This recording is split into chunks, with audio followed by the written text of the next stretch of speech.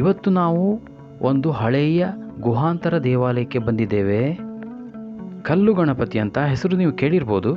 ಶಿರಿಯಾರ ಗ್ರಾಮದ ಅತ್ಯಂತ ಹಳೆಯ ಮತ್ತು ಸುಂದರವಾದ ದೇವಾಲಯಗಳಲ್ಲಿ ಒಂದಾಗಿದೆ.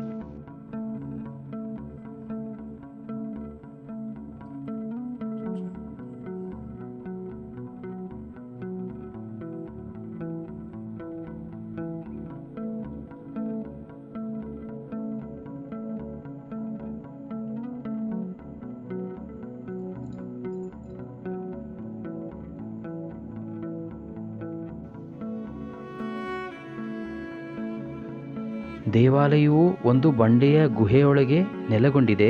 ಒಂದು ಬದಿ ಬಂಡೆಗಳಿಂದ, ಇನ್ನೊಂದು ಬದಿ ನದಿಗಳಿಂದ ಆವೃತವಾಗಿದೆ.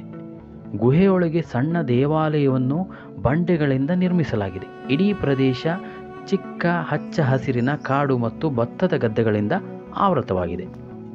ನೀವು ಕಿರಿದಾದ ರಸ್ತೆಯ ಮೂಲಕ ಈ ದೇವಸ್ಥಾನವನ್ನು ತಲುಪಬೇಕಾಗತ್ತೆ. ದೇವಸ್ಥಾನದ ಒಳಗೆ ಪ್ರವೇಶಿಸಲಿಕ್ಕೆ ಚಿಕ್ಕದಾದ ದಾರಿ ಇರುತ್ತೆ.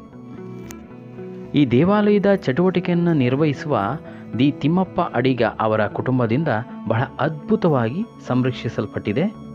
ಈ ದೇವಸ್ಥಾನದಲ್ಲಿ ಏನಂದರೆ ಈಶ್ವರ, ಪಾರ್ವತಿ, ಗಣೇಶ ಈ 3 ದೇವರನ್ನ ಪೂಜಿಸ್ತಾರೆ. ಈ ದೇವಸ್ಥಾನವು ಕರ್ನಾಟಕ ರಾಜ್ಯ ಉಡುಪಿ ಜಿಲ್ಲೆಯ ಪಡುಮುಂಡು ಶಿರಿಯಾರ ಗ್ರಾಮದಲ್ಲಿದೆ.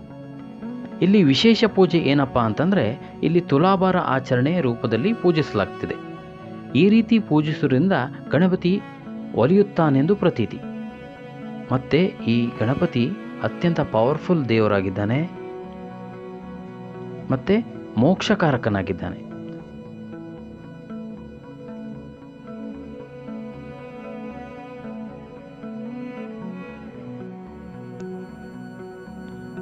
ಇಲ್ಲಿ ಗಣೇಶ ಚತುರ್ಥಿ ಹಬ್ಬವನ್ನು ಅದ್ದೂರಿಂದ ಆಚರಿಸಲಾಗುತ್ತೆ.